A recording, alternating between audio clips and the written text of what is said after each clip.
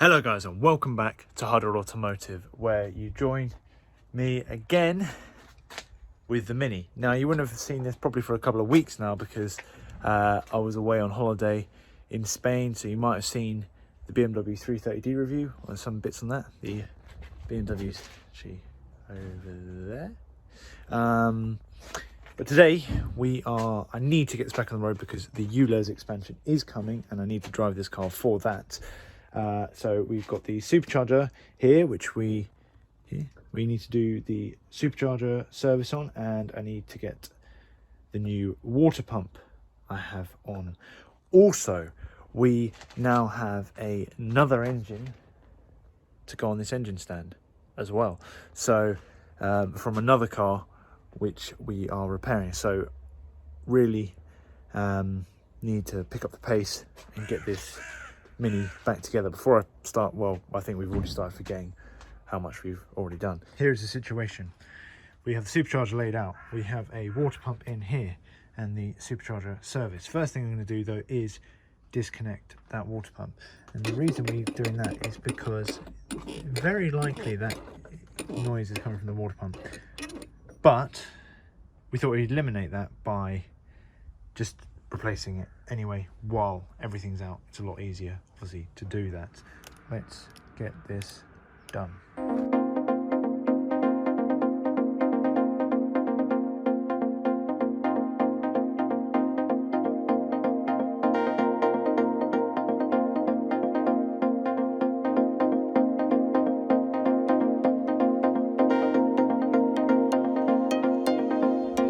So I thought while it was off, it'd be quite cool to see how this root style supercharger actually works. And as you can see, unfortunately our Cooper S does not have the Teflon blades on here. Unfortunately, I really shouldn't touch it probably because it puts a little bit of grit in there, which is definitely going to wear it down just a tiny bit. Anyway, so as you can see, it grabs the air from the top and basically forces it through the other side, because as you can see the tolerances in there are so tight. But on the later Cooper S's, there is Teflon blades on the end of each, or a little bit of Teflon on the end of each blade, and this on those Cooper S's this one makes 163 I think claimed, and on those ones they are more nearer to the 170 mark, I believe, or 171. I can't remember exactly. You can correct me if I'm wrong, but that's the facelifted one. So I think we're not a facelift on this one, unfortunately. However, you know, this is what we got. And then obviously this, we would like to, but not right now. We will probably have to take it back out to do so, but this would be a perfect time to change this pulley here. And obviously what happens when you change the pulley, so you make this pulley smaller, therefore the gear ratio from this pulley to your crank pulley is different. Let's just say, for example, I'm not sure on these ones, but say it's 15,000 RPM. If you make the pulley smaller, it's called a reduction pulley, I think the most common is like 17%, you know, it's going to be almost 20% more, you know, closer to 20,000 RPM, and that's just from making this one smaller. It does obviously add a bit more drive from the engine, as you know, you get less torque, I suppose. It needs more power, I guess, from the engine. Maybe it takes a little bit more drive, but you get a lot more boost because it's spinning faster. You get more boost. So that's a simple way of upgrading your car, so we can get that bit more, because that's cool. So thought I'd show you my face again because probably haven't seen it for a while. But anyway, basically, what's actually got a number on it, stamped 13. I don't know if you see it. We've got this R53 R52 Supercharger oil, and it says there 140 mil to the pulley chamber. So this is the pulley, so that's the pulley chamber, and I've got it out of the bag. I don't have a new seal for that, but I'm sure it'll be fine because it could actually hear hissing with air, so the pressure was coming out, so it was airtight at least. Single use only syringe. Very much doubt that. Probably going to use this again, can't lie to you. So I'm going to do that now. Put that in there, plop it in there. Pretty self-explanatory, pretty simple.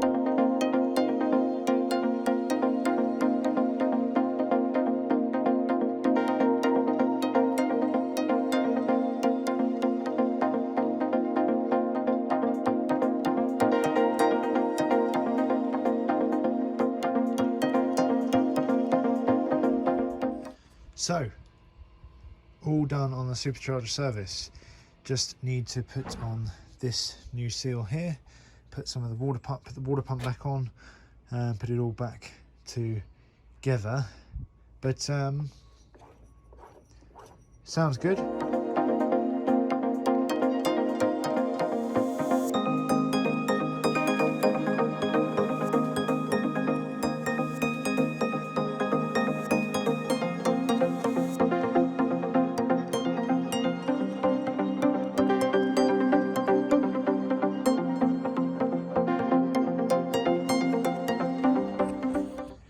So, as you saw in that probably sped up video, because I was meant to time lapse, but there we go. The water pump is now on, so you have to make sure you obviously line it up, and the supercharger is spinning. And you can hear the slop in the water pump, but other than that, it doesn't make that annoying noise anymore, which is very, very good.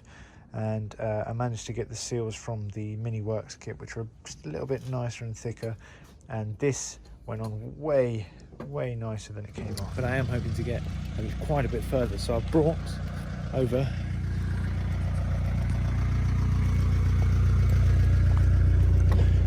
the Isuzu Trooper, or the Bighorn. And in here we have quite a few bits and pieces that need to go back onto the car. So looking a bit sorry in here, I guess. We've got tensioners, starter motors, we've got the front modular system thing, we've got front bumper, we've got brakes from the E60, we've got drive shafts, we've got brake bits and suspension bits for the Honda. We've even got more stuff for the Honda that's not even in here. But this is the kind of crap we have in this car. I think we've got Mitsubishi bits in here as well. So yeah, this car is really proven its use, because we simply just don't have enough space for all of this stuff inside the garage. Anyway, the next thing I'll put on is all of the alternator and drive belt stuff, which I think is somewhere around there, and the intake manifold, which is obviously right there. This intake needs to go back onto the car. I think that was the last thing we took off, and the only other thing I need to do is do the rear main seal, but I will do the rear main seal once we put the flywheel and everything back on later.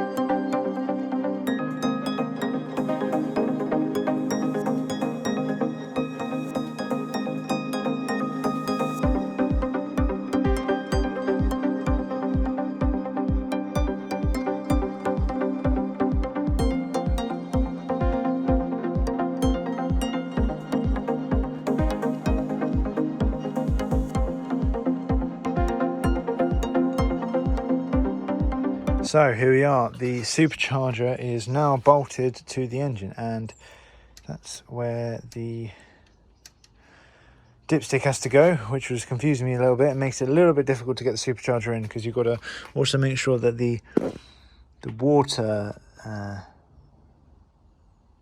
suppose water neck is lined up. You can see the tolerances are so close here. It's a nice, really compact engine. That new water pump looks great, and when everything else looks pretty poor. Yeah, let's get some more bits back on.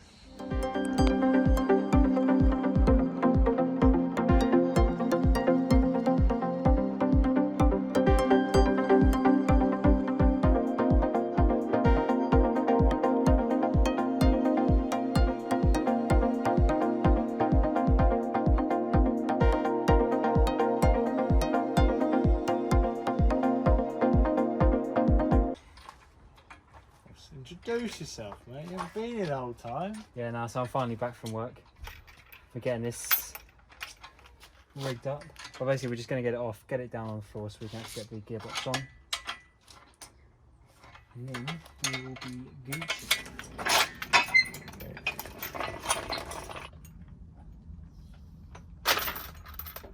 Cool.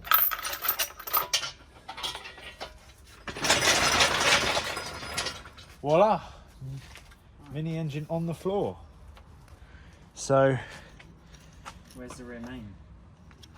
where is the rear main? Oh, I knew it was going to start raining. There we go. The rear main's in the yellow bag.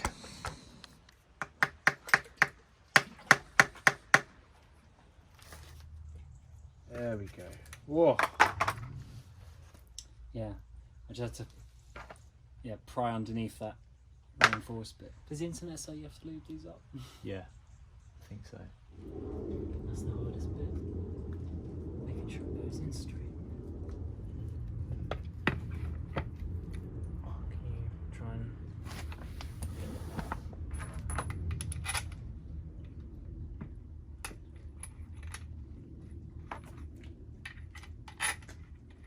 So, I think it's... Yeah, those two. They're ever so slightly further apart. Yeah. So when I put the clutch, the flywheel on the first time, it was slightly out of sequence, so two of the bolts didn't fit, but we're all good now. Yeah, it's a lot. I know we still have got a long way to go, but it's less than I remember. Yeah.